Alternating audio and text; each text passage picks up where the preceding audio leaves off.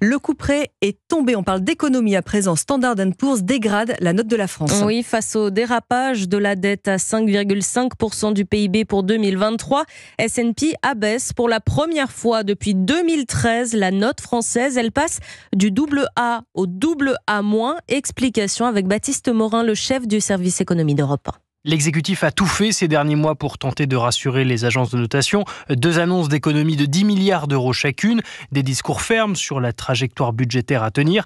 Pour autant, cette dégradation avait quelque chose d'inévitable, rappelle Éric Dor, directeur des études économiques à l'IESEG. Il y avait une incohérence croissante dans la notation AA pour la France au regard de ses performances budgétaires, au regard des performances budgétaires des autres pays européens moins bien notés qu'elle. C'était dans l'air, on savait qu'il y avait une très forte probabilité que ça arrive. Bruno Le Maire a réagi dès hier soir. Le ministre de l'économie a vanté le « quoi qu'il en coûte » mis en place face à la crise sanitaire, face à l'inflation et qui pèse sur la dette.